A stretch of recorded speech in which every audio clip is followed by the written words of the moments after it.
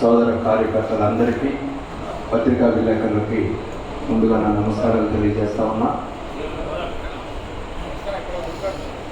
చాలామంది మిత్రులు వాళ్ళకు ఉండేటటువంటి అభిప్రాయాలని, ఆలోచనని మనం ముందుంచడం జరిగింది. అయితే మరి కొన్ని విషయాల్ని బాధ్యతాయుతమైనటువంటి కీలక స్థానంలో ఉండి మరి తెలుగుదేశం పార్టీ అధికారం కోల్పోయిన రోజుల్లో కూడా మీ అందరికీ గుర్తుందో లేదో, కరోనా టైంలో కూడా పార్టీ ఇచ్చినటువంటి కార్యక్రమాలని పోలీసులు వస్తున్నారంటే షట్టర్లు దించుకుని కూడా మనం చెప్పిన పార్టీ కార్యక్రమాన్ని, నిరసనని తెలియజేసినటువంటి పరిస్థితి ఉంది. అంటే గత 5 సంవత్సరాలు ఎన్ని ఇబ్బందులు పడాలో 6,000 పైచిలుకు కుటుంబాలు ఈ రోజున పర్టికులర్గా హౌస్ హోల్డ్స్ ఉన్నాయి.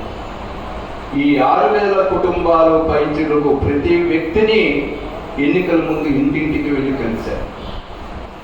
గతంలో గ్రామ పంచాయతీ పరిధిలో ఏ రకంగా అభివృద్ధి జరిగింది, ఎన్ని కోట్ల రూపాయల నిధులు తీసుకొచ్చి ప్రజలకు కావాల్సిన మౌలిక సదుపాయాల్ని కల్పించినటువంటి విషయాలను కూడా మీ అందరికీ గుర్తుండే ఉంటుంది.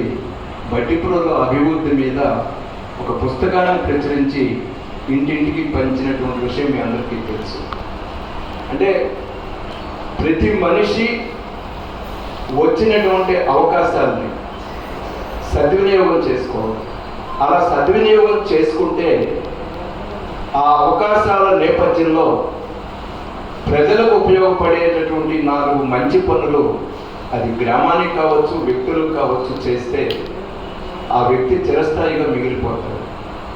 నాకున్నటువంటి స్వార్థం అనేక సందర్భాల్లో చెప్పారు. ఒకటే నాకున్న స్వార్థం, భట్టిప్రోలు గ్రామంలో నేను చనిపోయిన తర్వాత కూడా ఈ రోడ్డు సాయిబాబా చేశాడు, లేదు ఈ నీళ్ళ ట్యాంక్ సాయిబాబా ఆధ్వర్యంలో కట్టించాడు అనేటటువంటిది 10 మంది చెప్పుకోవాలనేటటువంటిదే నా స్వార్థం తప్ప అంతకు మించి ఏ రోజు నేను రూపాయికి ఆశపడలా. ఎందుకు చెప్తున్నానంటే ఈ విషయం, నిన్నగాక మనం 4 రోజుల నుంచి ఇప్పుడు మాట్లాడినటువంటి మిత్రులు చాలామంది చెప్పారు. ప్రతిపక్షంలో ఉన్నటువంటి వ్యక్తి, ఓడిపోయినటువంటి వ్యక్తి ఏ రకంగా అవాకులు చవాకులు పెట్టాడు.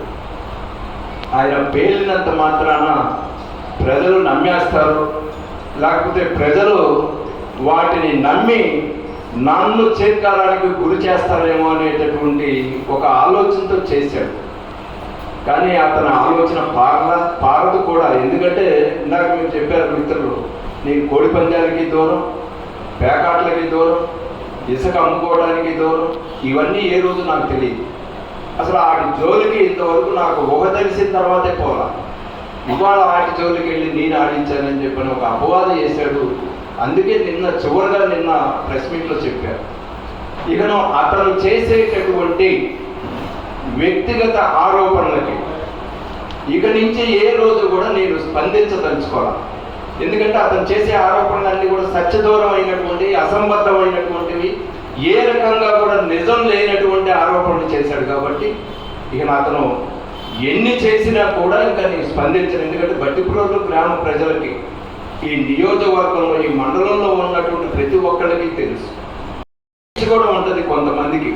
ఏంటి ఆ ఈర్ష అంటే, ఇందాక వెంకటేశ్వరరావు చెప్పాడు, ఏ పథకం వచ్చినా ముందు అప్లికేషన్ ఎవరిది ఉంటుంది అనేటటువంటి ఒక గవర్నమెంట్ ఒక స్కీముని అనౌన్స్ చేస్తే ఆ స్కీము ద్వారా మన వాళ్ళకి ఎంతమందికి మనం ప్రయోజనం చేకూర్చొచ్చు అనేటటువంటి ఒక ఆలోచన వెంటనే నాలో కలిగి దానికి కావాల్సినటువంటి ఏర్పాట్లు చేసి మరి ఆనందబాబు గారి దగ్గరికి వెళ్ళి ఇది మాకు కావాల్సినటువంటి సందర్భాలు అనేకం ఉన్నాయి.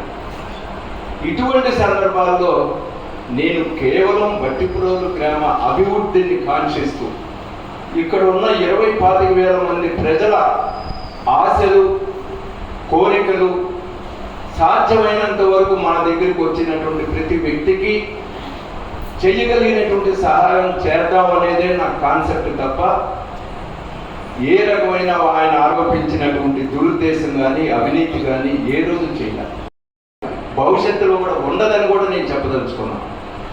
కాబట్టి ఇలాంటి అవాకులు చవాకులను వదిలిపెట్టేద్దాం. రెండోది, ఇక మనకి పని జరగదు, లేదు ఒక సమస్య ఉంది, ఈ సమస్య పంచాయతీ ఆఫీసులో చెబితే జరగటం లేదని భావించే వాళ్ళు కానీ, ఎంఆర్ఓ ఆఫీసులో కానీ, పోలీస్ స్టేషన్లో కానీ, ఇంకొక సచివాలయంలో కానీ మీకు ఎవరికి ఏ ఇబ్బంది ఉన్నా మీరు మొట్టమొదటిసారిగా ఒక్కసారి ఆఫీస్కి వెళ్ళి కలవండి. మీరు ఇవ్వాల్సినటువంటి రిప్రజెంటేషను, సమస్య, అప్లికేషను, దరఖాస్తు వాళ్ళ చేతికి ఇవ్వండి. వాళ్ళు దాన్ని పరిష్కరించలేనటువంటి స్థితిలో పక్కన పడేసి మీకు సరైన సమాధానం చెప్పలేనటువంటిప్పుడు వెంటనే నా దగ్గరికి రండి. నేను దాన్ని నిలబెట్టి నిమిషాల మీద పని చేయించే విధంగా నేను మీకు అండగా ఉండి సపోర్ట్ చేస్తాను. ఇవ్వద్దు. ఎవరైనా కానీ తెలుసో తెలియకో ఏదైనా జరిగితే దానికి మా వెనక సాయిబాబా గారు ఉన్నాడు, మేము ఏమైనా చేస్తాం, మా ఇది నడిపించుకుంటాం అనే విధంగా దయచేసి ఎవరు కూడా అలా వ్యవహరించద్దు. తప్పనిసరిగా కష్టం వస్తే కష్టం వెనుక నేను ఉంటాననేది మాత్రం మీరు గుర్తుపెట్టుకోండి. ఏ